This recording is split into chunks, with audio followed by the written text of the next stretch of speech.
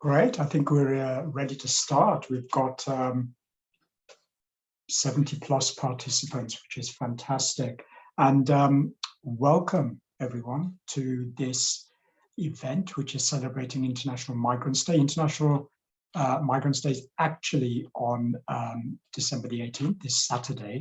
And we're having pretty much a week of events to celebrate International Migrants Day. First of all, let me introduce myself and do a bit of housekeeping. My name is Tawhid Pasha. I am the head of agency at the International Organization for Migration, IOM, which is the UN Migration Agency. I'm based in London. Our office is in London as well. And we have a global footprint, as some of you may know, which is spanning 450 offices in 150 plus countries. And all our offices are celebrating International Migrants Day. Lots of migrant organizations and partners are also celebrating that with a whole series of events culminating on Saturday globally. So it's great that we are raising the profile of International Migrants Day in the UK. So the purpose of today's event in particular is we are here to explore the factors that can really facilitate the integration of migrants in our communities and to reflect on how we can collectively support diverse and cohesive societies.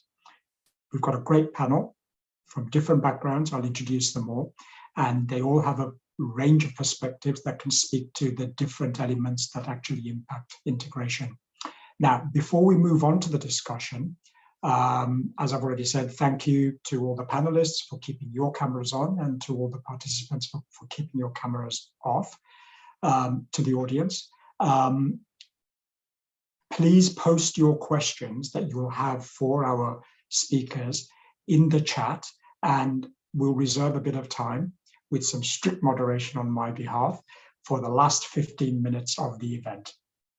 And we'll do our best to address as many questions as possible. Just as an FYI, the event is being recorded at the moment, so it will be recorded throughout. Now, I've already mentioned a bit about International Migrants Day. It's significant because it was signed on December the 18th when the UN Convention for the Rights of Migrant Workers came in or was signed in 1990. This day is also significant because in 2018, we had the first UN global agreement on the management of migration called the Global Compact for Migration. I'll come on to that in a bit. So this day has really been chosen to reflect on the role of migrants in our societies, their positive contributions and the challenges they face. And this day is also a reminder that human rights are not earned by virtue of someone being a hero or a victim, but are an entitlement of everyone, regardless of origin, age, gender, and status. Now, also to say here that a couple of weeks ago, we had the tragic loss of life in the English Channel, which was the largest loss of life in the Channel since we started counting deaths across seas globally in 2014. And I think today is a salient reminder that we must remember this principle that human rights are not there by virtue of someone's status, but it's an entitlement of everyone. And it's particularly important that we reinforce the narrative of migrants and their place in society and how we all have to play our part in ensuring that we can really create diverse communities. Hence, the theme of this year is It Takes a Community. And this is being organized jointly by IMEX. And thank you very much to IMEX. You must have a look at their website. They're hosting a fantastic webpage, which is in the chat, on International Migrants Day and all the various events under the theme, It Takes a Community. And this particular theme reminds us of our interdependence and our common humanity and the unique contributions that we collectively make to our shared communities. So coming back to today, we're looking at this theme through the lens of migrant integration and how can we support strong and diverse communities. So just to say, look at the other events on the IMIX webpage as well, culminating with a fantastic musical event, which has unfortunately gone online on Saturday by Together Productions. So just to talk a bit about integration and to introduce our panelists.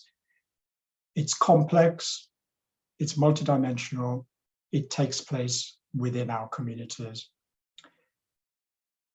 Our panelists today are going to be looking at migrant and refugee integration from, as I said, a variety of perspectives. Some of the perspectives are from a personal journey of integration. Other perspectives are going to come from community efforts to support integration.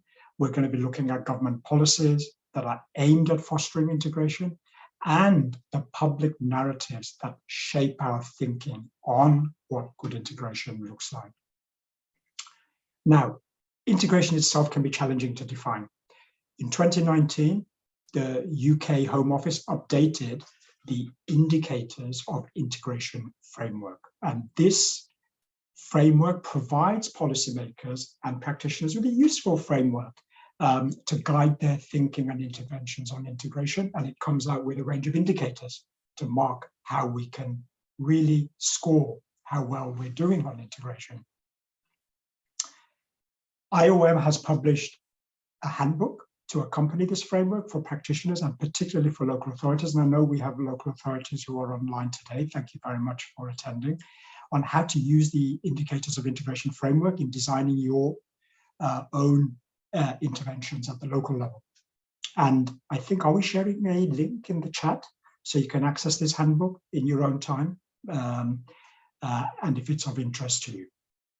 Now, I must say that having said all this, there is an absence of a national policy on integration. And so this framework can provide a useful frame of reference. Meanwhile, at the regional level and at the global level, we know that there are many governments who are investing in these policies and frameworks. And the Global Compact for Migration that I mentioned acknowledges the importance of migrant integration as a shared approach. And just to say about the Global Compact, first, the first intergovernmental agreement to cover all dimensions of international migration in a really comprehensive manner. And by endorsing it, states, which include the United Kingdom, commit to uphold migrants' rights and dignity regardless of their status. It's got 23 objectives. We've got a great webpage on the Global Compact on the IOM website. And many of these objectives interrelate to migration. So, for example, one of them is ensuring access to basic services for all. A second one is empowering migrants and societies to realize full inclusion and social cohesion. Another one is reinforcing the elimination of discrimination and promoting evidence-based public perceptions. And we also, the Global Compact refers to recognition of skills, qualifications of migrants, because we know as a fact that when migrants cross borders, their skills are devalued or not recognized in another country. So, underscoring that migrants need to be well integrated to realize their own potential, the GCM also relates very closely to the SDGs, the Sustainable Development Goals, the 2030 Sustainable Development Goals, and forms very much part and parcel of that. And therefore, it is our collective responsibility to create more resilient and more inclusive communities, and to really, what I would say is unlock the potential of diversity and embrace the social, cultural, and economic advantages of migration.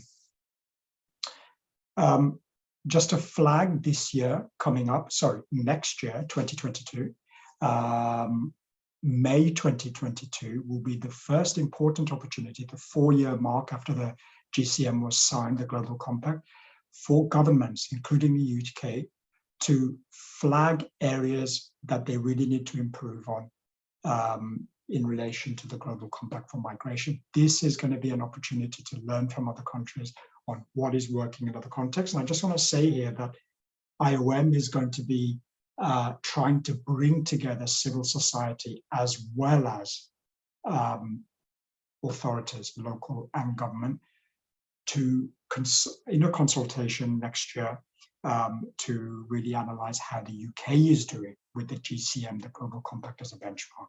So I'm going to conclude my little opening by saying it takes a community with all the many ways that people see and understand the world to create a safe space for everyone to thrive and belong. So looking forward to today's discussion, I want to introduce our first participant, Lara. Now, Lara is one of our IMD, International Migrant Day. Sorry, let me start again. Lara, can I say that you grew up in Brazil and you are a dual Italian-Brazilian national, and you've been in the UK for the last 8 years. And you're going to share some of your reflections with us. You are the co-manager of the Young Europeans Network, and you campaign for the rights of migrants in the UK, including voting rights. And you volunteer for Settled, and you've supported many EU citizens to apply for to regularize their status under the EU settlement scheme. So it'd be great to hear from you and of some of your experiences. And what I really wanted to say was that you are one of our International Migrants Day ambassadors. And we've got 8 or so ambassadors, fantastic stories, which you've all contributed. Have a look at the IMIX website and have a look at the ambassador stories. Your story really celebrates the role of migrants in our communities. So, Lara, can I kick off with the first question to you? Tell us a bit more about your background and your migration journey and why you decided to become an ambassador for International Migrants Day.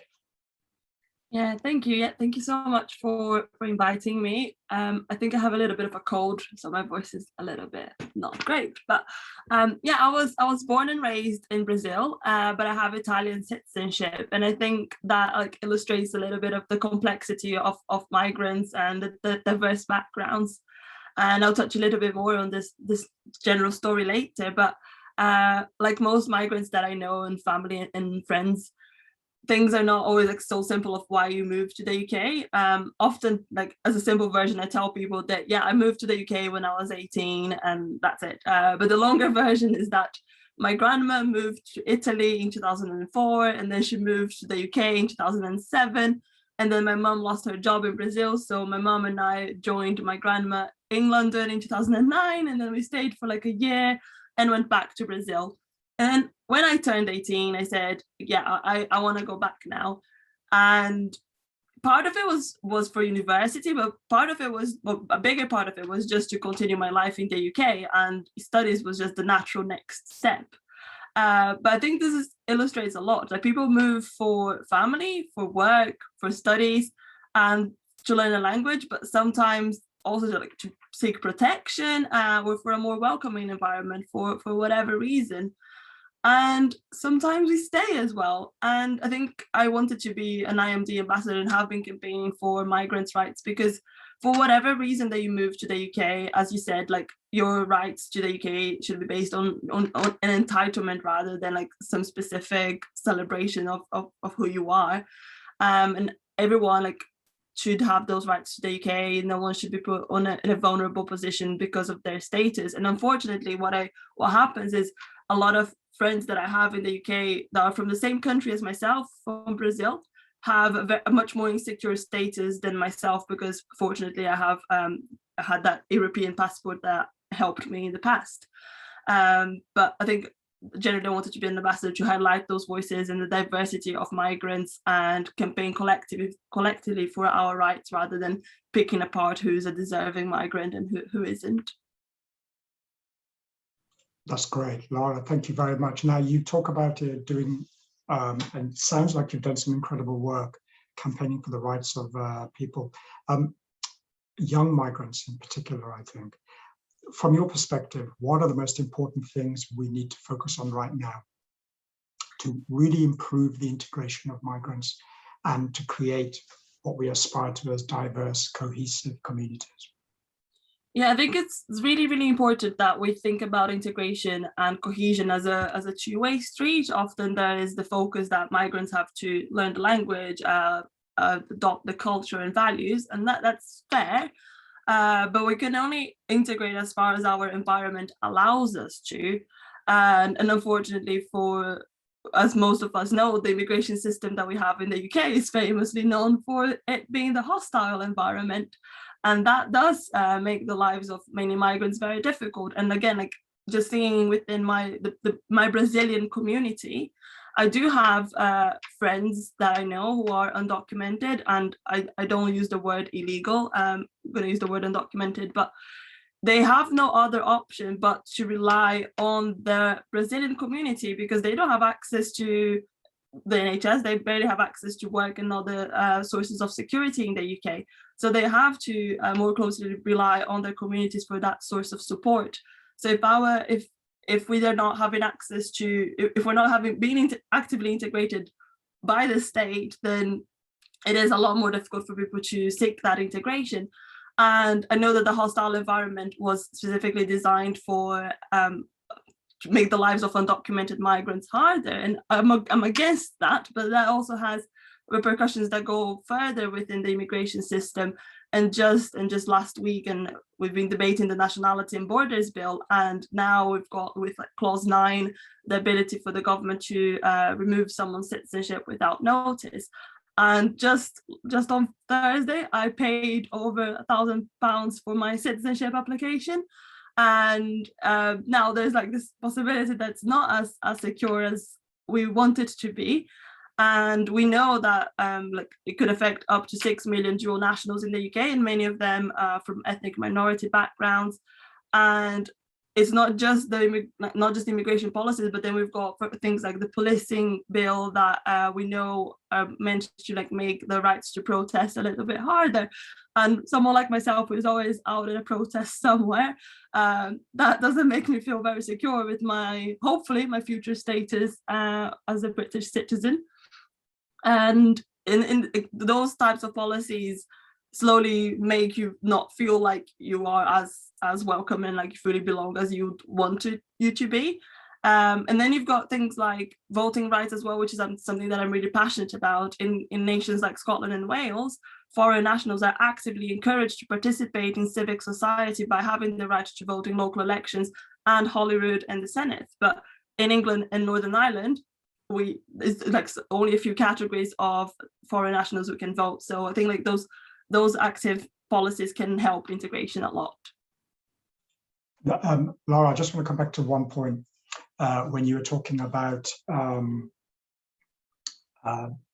what the government is trying to do, and this links very much to the narrative that is going out at the moment. And we know that public narratives and the rhetoric that is currently employed can impact migrant experiences directly. And I think we're looking forward to a panelist from ODI later to hear more about their research on this. From your perspective, Laura, what public narratives do you feel are helpful to make people feel welcomed and to support their integration journey? I think the main things, like one, we have to actively celebrate the voices of migrants, and we're doing this right now, but generally, like, I want to see more migrant voices in politics, in the media, and different career paths, so that we can see that like we are just like everyone else. But also like we have to actively challenge negative narratives, negative rhetoric. Again, last week during Nationality and Borders Bill debate, there were MPs saying words like tsunami, criminals, terrorists, equating migrants only with those negative terms. And again, like with citizenship, there's more and more push to say that citizenship is a privilege rather than a right. And then again, that makes it a lot harder for people like me to campaign for an easier path to citizenship for migrants in the UK, because it's seen as something that is only for those who deserve, rather than those that somehow don't, according to some narratives. But yeah, there's a lot that we have to just talk about migrants as a collective. And I think like generally in the sector as well, there's a fear of using the word migrants, and I think we have to like actively embrace that and say like we are migrants, but this is our home and this is who we are, and it's positive. No, thank you very much, Laura. Thank you. We'll come back to you later, Laura. Bambos, I'd like to introduce you. It's a real honor to have you on the panel. Bambos Charalombos, as many of you will know, is Labour MP for Enfield Southgate and has been serving as Labour opposition whip and until recently was a shadow immigration minister. And I understand you were also the shadow justice minister as well, Bambos. You're a solicitor by profession, specialising in housing law for Hackney Council for 18 years. And this month you were appointed to Shadow Minister for the Middle East and North Africa. And if I may say, you're the first member of Parliament of Cypriot heritage. Bambos, it's great to have you on the panel. Would you be able to speak about your experiences and views on how integration can be supported across communities in the UK and what role MPs and national government has to play, of course, alongside local authorities in this process? Thank you, Tade. And I just want to start by saying that Lara is a shining example of what we want migrants to be in the future. So we need more people like Lara who can show what a difference she's making as a young migrant in the UK. So very much welcome Lara's comments earlier and her contribution. I think that the key thing to integration is really just breaking down the barriers of prejudice. In one of my previous roles, I had hate crime as one of my areas of responsibility. And clearly not enough is being done to tackle hate crime. And I think one of the problems is that it needs to be challenged, and you need to have the community involved. Local authorities have to be more proactive in challenging hate crime. I did and part of it is linked to asylum, part of it isn't. So, for instance, I did a tour of the Northeast in August, and I saw some of the asylum seekers who are in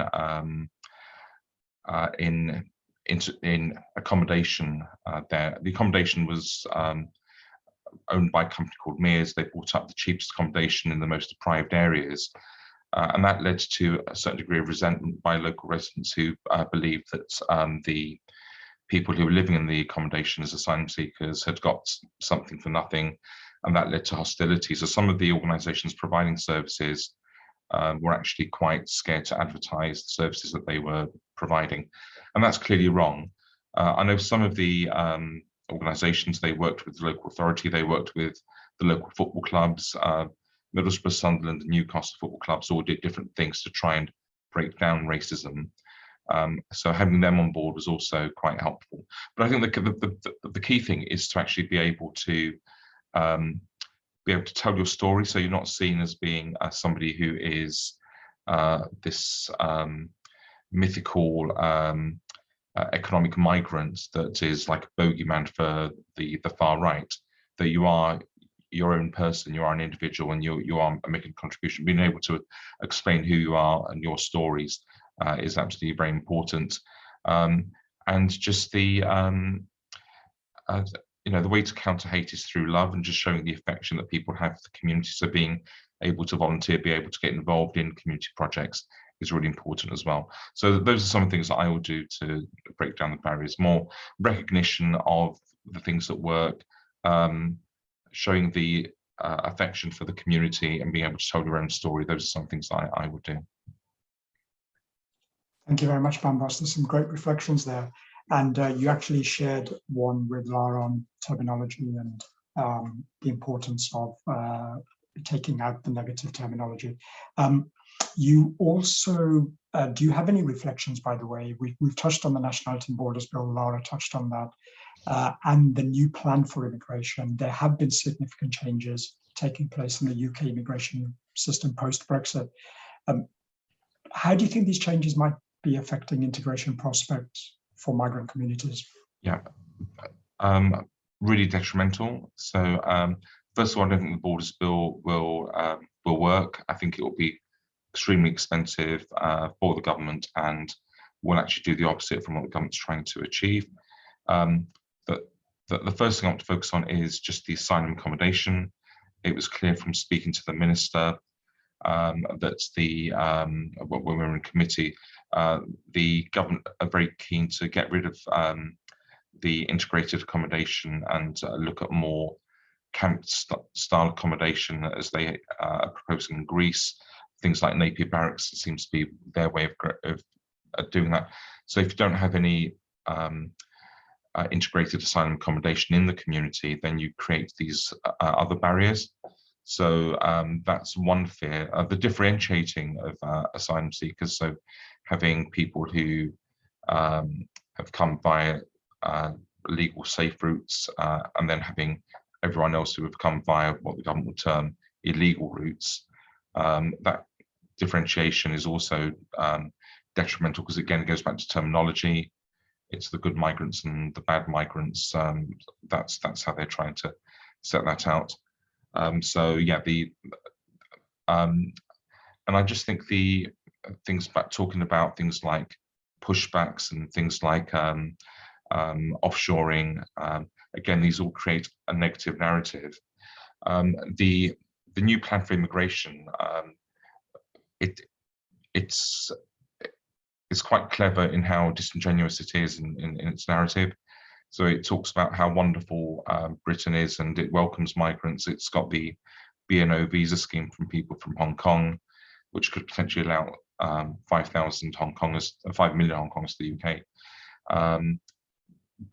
So it tries to differentiate between good and bad, and I think that's a very unhelpful and detrimental way to look at things. And as a footnote, the people who have arrived under the BNO visa scheme, some of them are facing difficulties in that their qualifications are not being recognised. They have difficulty integrating with the community, and there are even problems with the BNO visa scheme that the government is so proud to trumpet. Thanks, Bambos. And just as a final reflection here, do you think we need a national policy on integration? We've got the Green Paper, which on integration, we have this indicators of integration framework. And just thinking about Scotland as well, it's got an integration framework called the New Scots for refugees. What are your sort of thoughts? I'd say cautiously yes, because I do think there needs to be some proactive plan of action to tackle this. I think it needs to be based in respecting the rights of migrants, and also making sure that they feel safe, secure and welcome in the UK. And I think it needs to also talk about the opportunities that we want migrants to have in the UK. So I think there is a need for that. My only reservation is that, and I think the Scottish proposal is very good, and I think that would be a good template to model things on. My only fear is that if you look at the government have done nothing on this in the last 2 years since the 2019 election. They're not interested in this area. I met with a number of groups involved in hate crime. They said Priti Patel had not even bothered making any contact with them. So I think there is a real issue there about how committed they are. What I wouldn't want to happen is for a policy to be drafted and it not to be implemented. So I'd want to make sure that there are regular updates as to how it's being implemented, have proper funding of the policy, get stakeholders on board, and that would include civil society groups plus local authorities. It shouldn't just be something that gathers dust on your shelf. So anyone can produce a brilliant strategy, but you need to make sure it's a living, breathing document that is carefully monitored and properly implemented. Bambos, thank you. Lots to reflect on in what you've just been saying. We'll come back to some of that, and I'm sure there'll be some questions around or some further comments around that from colleagues in the audience. Can I move to Tomas? Tomas is the training, support, and advice coordinator at Reset. And I understand, Tomas, that you train grassroots volunteers all over the UK to become community sponsors under the community sponsorship scheme, and you provide advice on issues relating to housing, universal credit, getting English on as a second language, schooling. Now, I also understand that you were managing resettlement caseworkers across multiple London boroughs, so you've got a lot of experience in this area. You've migrated to the UK from Poland, I believe, and in your spare time, you act as a volunteer and a trustee for a social care centre for migrants. Welcome, Tomas. If I can ask you a question around your work with volunteers and community sponsors across the UK, from your experience, what seems to work best in terms of fostering the integration of newcomers at that local level? And also, do you see differences, given that you've worked across a number of boroughs and communities, in different approaches to integration across the UK from rural to urban communities? Yeah, and first of all, hello, welcome, and thanks a lot for having me here. And I wanted to start by just saying 2 sentences on what community sponsorship is, just in case not everyone is familiar with the program. So it is a program that gives an opportunity to people across the UK to welcome refugee families into their neighborhoods, and then to support them as they integrate into their new local area. And we really see that community sponsorship makes a massive difference to the lives of refugees welcome, but also to sponsors who welcome families into their communities. When it comes to what works for integration, I think I wanted to start, so there are 2 things I wanted to highlight. First, a very simple one, but just arriving into that ready-made community of friendly faces makes a huge difference, I think. And the second thing I want to highlight is the creativity and the energy of the sponsors to support the families to overcome the challenges that they face. So yeah, like the basic principle of community sponsorship is that a family arrives into that ready-made community that they not only have people who support them, but also have those friendly faces that they'll meet in the shop, in a park, on their walk, people they will recognize on the street. And those are not only friendly faces, those are people who lived in those communities for years. And so they have their own networks, they have their own advice and expertise on which refugee families can call on. And that, I think that leads into that some energy and the creativity of sponsors to overcome challenges. Those are really people you want to have next to you. You want to have walk alongside you during those difficult days, difficult weeks that we know being in a new country can be. And I think that's I think the similarity between groups all across the UK. That's of creativity and energy, and the difference between, for example, rural and urban areas are the challenges that the groups and therefore the families that are welcome for sponsorship face. So for example, in rural areas, there will be some access to services, access to facilities, I would say. And the way groups approach it is so putting a lot of efforts, for example, in supporting refugee families to be able to drive, to be able to afford to buy their first car. I mean, we talk a lot about groups supporting families to fundraise for their car. I've spoken to one group where there was one volunteer dedicated to his only role was to help an adult within the family to get his driving license. That was the only thing they were doing. So yes, that sort of creativity, I think, is what what the similarity between groups all across the UK. Thank you, Tomas. And there's a lot of interesting reflection, especially with the government trying to house up people who have come from Afghanistan and the challenges they've been facing in some of the rural areas we've been hearing firsthand. I want to hear from you, Tomas, about Reset and the new initiative for Neighbours for Newcomers. I heard a little bit about it, but can you introduce that to the audience, please? And what impact are you seeing so far? Yeah, thanks for asking that. I think we're really proud of that new program. So it's a pilot. Neighbours for Newcomers is a pilot where refugee nurses who come to work for the NHS are connected with local volunteers who then offer them sort of wraparound support with things like finding a property, opening a bank account, but also with social connections, like taking people out for tea and like enjoying, I guess, their first days and weeks in the UK. The program was set up because NHS was really keen on giving people from refugee backgrounds with background in healthcare, in medical training, giving them opportunity to practice here in the UK. And while they can offer some great professional support, they might not be able to offer that some additional wraparound support. And this is where our volunteers come in, offering just that.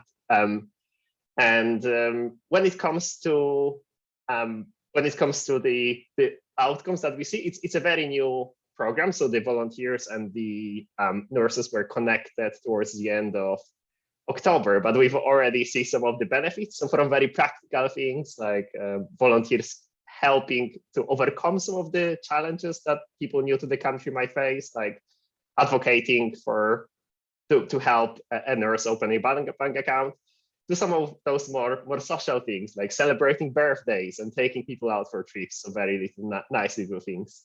And I think I just wanted to give a shout out to our partners and neighbors for newcomers. So Talent Beyond Boundaries, we work on that program. Great together. organization, no, and I've heard a lot of good things. And it's those little things, as you say, Tomas, in the help in day-to-day living and practical support that really make that integration effective. Tomas, I had another question for you, but I'm going to park it to one side because running slightly behind time, and I want to give an opportunity to Claire Kumar from ODI. So if that's okay, I'll introduce Claire. Claire is a senior research fellow at ODI's Human Mobility Initiative. And Claire, I understand you coordinate that research portfolio under that initiative, and you contribute to public affairs work in key areas such as migration and development, public attitudes, narratives on migration, and human mobility in urban settings. I understand that you're currently working on the Mayor's Dialogue platform, which is incredibly interesting, coordinating research and technical exchange with, I believe, 20 cities across Europe and Africa, who are working collaboratively to address challenges related to human mobility in cities. And also you're working on research on migration and the elderly care sector, which is already an interesting area, looking at the number of migrant key workers that have come to the forefront during the COVID pandemic. So Claire, can I hand over to you and ask for your reflections? You've been working on a large project, as I mentioned, looking at public narratives, public and political attitudes towards refugees and migrants. And I think UK was one of the target countries. Do you mind sharing some of the key findings? Of course, and thank you so much for inviting me to join this really interesting panel. Yes, we had a project where we looked at attitudes and political narratives around across about 6 countries. And of course, the findings are quite different, but there's a lot of commonalities as well across Europe. So just to give you some flavor of the data that we were looking at, and to take a really basic one around perception. So often in surveys, people will be asked to estimate how many immigrants are in the country. And it is quite interesting to see the huge discrepancy that will emerge between reality and what people are actually thinking. Certainly in the UK, there's a big discrepancy in people's perception around that. That's not unusual. You'll find the same in countries like Spain and France. In Italy, it's even wilder discrepancies. 20%, the public believe about 25% of the population are non-EU immigrants. In reality, it's about 7%. So, these are really massive discrepancies. And I think what researchers have certainly uncovered is that the discrepancy tends to be larger depending on how hostile the views are towards immigrants in that country. And Italy is a very, good example of that. But then, of course, you have other countries like Sweden and Germany, where the public are able to estimate much more correctly. And that's quite interesting because, of course, it's also a reflection to some degree of narratives that exist in those countries. And I just wanted to touch a bit more on salience. So this is talking about whether immigration is an issue of top concern. So that's also a very common survey question. And this is an indicator that fluctuates hugely and is very open to certainly to manipulation and depends on what's happening with political debates. So you see a lot of commonality in Europe on this indicator. Countries like Germany, Italy, France, and Sweden, where traditionally immigration was a non-issue for many, many years and wouldn't figure in these surveys. Suddenly in 2015 and 16, it really peaked. And of course, that was the so-called refugee crisis, which, you know, I don't believe was a crisis for Europe at all, but was simply framed as such. And the interesting thing, of course, is it doesn't follow reality. So the peak happened in Germany and Sweden, countries that were taking in very large numbers of refugees at that time. But you see a same peak in France, even though they didn't get those numbers at all. And that is a reflection, of course, of the political debates and the media coverage. And, you know, I think the important thing is that we know it's not about reality. We know this is driven by these negative narratives that are out there. And of course, the UK is an excellent case study, sadly. And you will see in Ipsos Mori's Issues Index, which they have maintained monthly for many decades, you know, you can see how the salience of this issue has really moved. And of course, before the referendum, the Brexit referendum, it was at its peak in that sort of campaigning moment and has dramatically fallen since and is now, well, the last data I saw was July, so I'm probably slightly out of date, but it had certainly dropped to about 12% of the population seeing immigration as a key issue. I'm not sure what it is precisely right now in December, but it's just a very good example to show that, you know, our feelings and concerns as the public are really heavily influenced by the kind of public and political rhetoric that we're surrounded by, and it can very speedily be influenced. You know, there's a direct and fast influence on whether the public are concerned. That's really fascinating to hear that. And I just want to hear your views on or findings from your research around this middle ground of people who hold what we call more nuanced views on immigration rather than the more polarized views. How do you think we can better engage with promoting or those or engaging with those particular subset of people? Yeah, I mean, it's definitely true. And I think it's also possibly quite hard to believe because we see such polarized views, you know, especially on social media where we have these two very vocal extremes and we have very polarized media on this. But actually, I mean, I think the first point, to start first on the polarization issue before the middle ground, I think the important thing that it's good to have on record is that actually public attitudes towards immigration in a kind of overall sense have been really stable across the European Union as a whole. I mean, the entire bloc. And if you look at certain countries, you will see increasingly positive attitudes and you'll see negative attitudes declining, less people being indecisive even, you know, moving towards the positive. And that's over the last sort of 20 years. I mean, it is hard to generalize. You do need to look at each country, but what we've seen in the countries we've looked at in the European Social Survey, when people are asked, does immigration make your country a better or worse place to live? Increasingly, they're saying better. And in the UK, it has moved substantially in the last 20 years. Positive attitudes have consistently increased. Same in Germany, same in Spain. Sweden has always been very positive. It's become even more positive. Even France, where they're actually a bit behind on this, positive attitudes have finally overtaken negative attitudes on that survey indicator in 2018. So, you know, it's like we feel like there's this polarization but really this indicator is not massively fluctuating and is actually overall becoming better. But yes, the interesting thing is when you look at the middle, because what you will find in almost all of the segmentation analysis that's done, which is the really great technique that Hope Not Hate and More in Common have really, you know, pioneered. So I just feel important to mention that their analysis really drills down and it shows that you'll find maybe a quarter of the population are super open and liberal and welcoming, and a quarter of the population are scared and anxious and negative and hostile. And in the middle, you've just got this quite large, you know, often 50% who are fairly undecided, positive about some things, a bit concerned, you know, really basically a mixture. And I think the interesting thing in the UK, in the most recent study by More in Common in the UK, they found 3 very negative groups out of the 7 groups that they classified. But even when they drilled down into those 3 negative groups, actually only one group, the one they called the loyal nationals, they had a majority, 56%, who felt the impact overall of immigration was negative. And that's only 17% of the population. So basically what I'm trying to say is, even within these immigration skeptic groups, the opinion is not even stridently anti-immigration as you might expect. So the main point I'm trying to make here is just that our politics and our negative political rhetoric is so disconnected from public attitudes. You know, it's so disconnected that that is really stark. And the restrictive immigration policies, you know, we should be saying more, these are not in our name, they are not reflective of the culture in the country, even though you may perceive that from, say, social media. It's not the reality on the ground when you directly engage with people.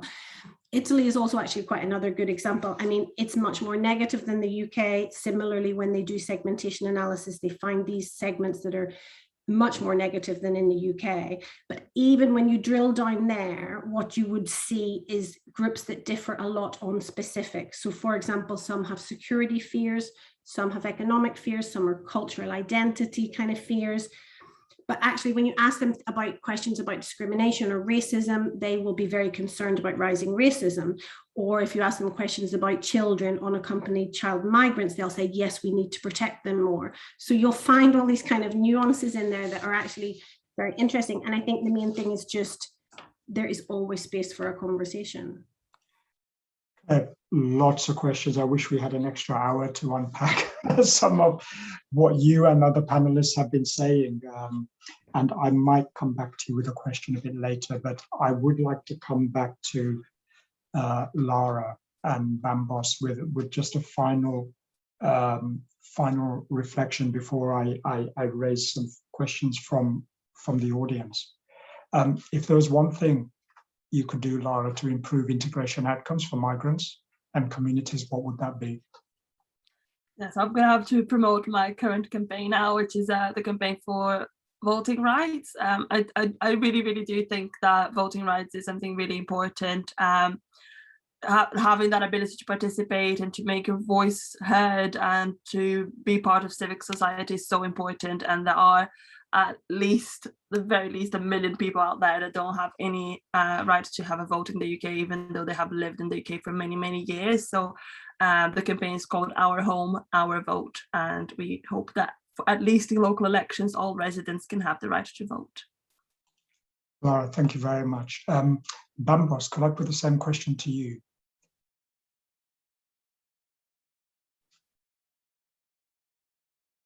Bambos, I think you're on mute. Sorry, yeah, if I could do one thing, and choosing just one is really tough, I would lift the ban to stop, to allow people who are seeking asylum to work. Currently, they're not allowed to work, and many spend years not able to do that. If I had other choices, it would be to have fees that are at cost, so immigration fees at cost, and to have better routes for settlement. So as Lara described, some people are undocumented, to allow them to have the ability to become documented again. So those would be my one and my two extra ones. No, really important ones, Bambos. Thank you very much. I want to pose the same question to Tomas as well, and to Claire. Tomas, what's the one thing that you would choose to improve integration outcomes? I think I have to go with something very close to my work and heart. It will be making the application process for the community sponsorship group easier and simpler, so that as many groups as possible and as many families as possible can benefit from the program. Claire, could I put the same question to you? I don't think I'm the right person to answer this. And my answer is slightly ridiculous, in that my greatest wish and desire, if anybody could make this true, is that, you know, we need to transform our political system and organize it around the public interest. And that's a terrible thing to say, but I think fundamentally that's the only thing, working towards the public interest, having a genuine political system that does that, that would transform the rhetoric, which has a huge impact, and it would mean there would be a genuine transformation of public policies around immigration and integration aspects. And how do we get that? Having said that, that's my Christmas wish. I think Lara's point is really important, and I think there's a lot of, just to say, there's quite a lot of research evidence that shows that the right to vote is very critical in kind of transforming rhetoric and political systems over the long term, and Canada is quite a good example of that. So I think that's a really great practical transformational aim as well. Of course, all of them are important, but. No, Claire, thank you very much for that. And you talk about a very important, that getting, how would you talked about this disconnect between the media portrayal and the actual views of, the majority of the public towards migrants, which is much more positive. What I suppose, what piece of advice would you have for stakeholders here, policymakers, people who are working within communities, to really take hold of that and to sort of get into that positive public attitude and realize its potential? It's a really hard one to answer, and I think some of the answers have come up already in the conversation and people have really pointed them out. But I think for those, one thing I think is just in the conversations, people here in this group are working directly with communities and they're having those direct conversations. I think we have to respond to people's fears and concerns. And in that middle group, when you're talking about whether it's security concerns or economic concerns, I think we have to discuss them and we have to manage them. And we probably don't do that enough. But I think there's other sort of top line things that comes out of research and learning kind of consistently. And, you mentioned one already in the introduction. Others have mentioned similar aspects, how we use labels and characterizations. And I think we do things inadvertently to sort of highlight division rather than commonality. And we sort of, even when we use refugee versus so-called economic migrants, we're constantly labeling and boxing and categorizing and putting in differences when really it's always about the collective. And we are a collective. It's about all of us. It's about society as a whole. Everyone has entitlements. So, we probably make mistakes ourselves, I think. And we have definitely made this mistake, but the urge to characterize migrants' contributions as heroic, which we do because we think that's positive. And we've a whole research project actually dedicated to highlighting the contributions of migrants throughout the COVID pandemic. So, ODI has done this, but others have said, we should be cautious with that. What about people who can't be heroes? We have to tell ordinary stories. And I think those who are really expert in the study of narratives, and I would not put myself in that frame at all, they will say to us, use values more. The anti-immigrant wing uses values really effectively, and we tend to use facts and evidence. But that's fine for policymakers, but when you're talking to the public, values are really important, and that's what we probably don't tap into. I mean, I think you need communications and narratives experts to do this kind of thing well, but I do believe that it can be done. Claire, I'm going to hold you there because I know that Bambos has a hard deadline to leave in a minute. Yes. And I want to ask a question to him, which is actually related to the question I put to you, Claire. Bambos, from an audience member. What do you think you can do in conjunction with colleagues? What do you think the parliamentary authorities can do to improve, challenge the narrative in political debate? Bambos, you're on mute. So I think lobbying MPs as constituents makes a big difference in trying to educate MPs about the cause. This will make a huge difference. Everyone who cares about this issue, if they contact their MP, make them aware of the issues, encourage them to go along to debates, that helps change the narrative. And we've seen the government do a number of U-turns on so many issues. So I would encourage people to get organised, contact their MP, make sure their MP is aware of the particular issues they want to raise, and put pressure on the MP to attend debates and to help bring about change in the government policy that way. Having a straight up and down vote, we would lose, but changing minds, changing their attitudes is the way forward. I'm sorry I have to leave, but thank you so much. It's been great having you, Bambos. Thank you so much for that. And there have been a number of very interesting observations in the chat. And there's a question here. So from Michael Crow, Migration Yorkshire is developing an integration strategy for Yorkshire and the Humber. So it'd be interesting to hear the thoughts of implementing strategy and policy top down. How would people translate the aims of, a high level strategy into everyday actions where grassroots organizations can get involved? And I want to put this question to Tomas and then to Lara. Tomas? Yeah, that is a very interesting question. And I think sometimes I see it almost from our perspective, it almost works the other way around, that people come to community sponsorship because they're simply interested in helping someone out. They maybe saw in the media the crisis in Afghanistan, crisis in Syria. And that's the point that they get interested. And as they support the family, they realize the sort of policy landscape. And I think that's when they perhaps get interested, start to talk to the MPs, where we have a number of groups trying now to actively promote the rights of refugees, of migrants, and change things on the most strategic level. So I know it's not quite the answer to the question, but that's my experience of it. That for us, it almost works the other way around, interestingly. And Lara, over to are we you. answering Alex's question on parliamentary? Yeah, I think it. Sorry. Well, no, yeah, it was more about the question of how do you implement. So you can have a top level integration strategy, but in reality, what would make it effective on the ground in terms of everyday services? Yeah, so I think what I've talked about as well, that access to services, having that entitlement, having that right, makes you belong, because otherwise you're always struggling to maintain your status and fighting for your rights, and just often even just basic survival.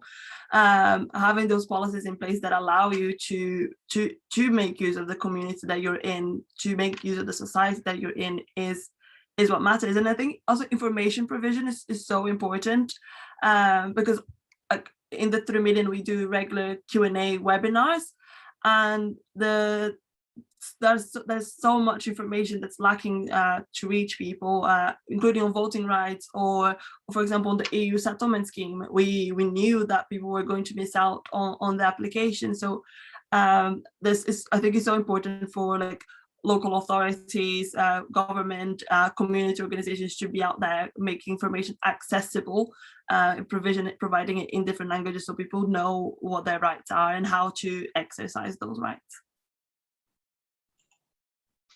As I said before, I think we could have done with another hour of debate and questions, because we really have tackled a big one. Although we focused in on integration, along the integration spectrum, you have the services and what works in reality, as you were, Lara and Tomas, talking about. And then Claire, on the other end, there's the whole impact of media narratives and other narratives on public attitudes and how people receive migrants in society. And it's interesting, there's been some really interesting comments from the audience, from regularise.org, about the way politicians and the media in Ireland frame the need for regularising as something of benefit, not just to migrants, but to wider society as a whole. And also I found something that also reinforced a point that some of the speakers made around the welcome we give to asylum seekers and how we outsource to private sector accommodation. We end up subsidizing companies who award millions in dividends to shareholders, et cetera, et cetera. And this sort of helps to compound a hard right narrative on money being spent, et cetera, in ways that are not effective. How do we, and I suppose the question is, how do we combat this collectively, and how do we communicate with the public much better around these issues that, these, in reality, the conditions that people are being held in are not what you're reading about. But that's, I think, a question to be answered another day. With great apologies to everyone who asked all the questions, I'd like to conclude here. First of all, I'd like to give a sincere thanks to all our speakers. Bambos, I know you've had to rush to another appointment. If you're still online, thank you so much. Tomas, Lara, Claire, fantastic. And I'd like to thank IMIX a lot and my IOM colleagues for helping organize this and creating such a fascinating debate. And I'd just like to say that, you know, as ever, there's so much around this conversation, and I really think we need to take this conversation forward. And two things here. One is International Migrants Day, which I think speaks as a whole to really creating the right narrative and the right context, and to share stories about people, you know, migrants and society as a whole. And we've got to get that out there.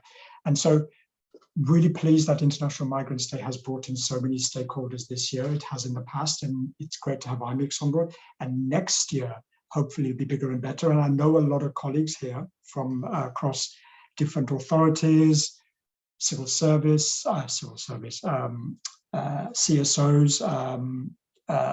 civil society. We would all, if working towards next year's International Migrants Day, maybe a longer run-up with, you know, a lot of sort of activities around this would be fantastic. And then secondly, on the integration point, it'll be great to work on the integration bit, the role of stakeholders at the local level, at the national level, and what part we can play in that, and civil society in that, and maybe unpick some of the questions in a more detailed way that were really raised today. So thank you very much for this conversation. Thank you to everyone who was participating. Have a look at the IMIX website on International Migrants Day. There are more events. There are a couple of very interesting events coming up on labour migration, actually. And there is the concert on Saturday by Together Productions. Thank you very much to everyone. Goodbye.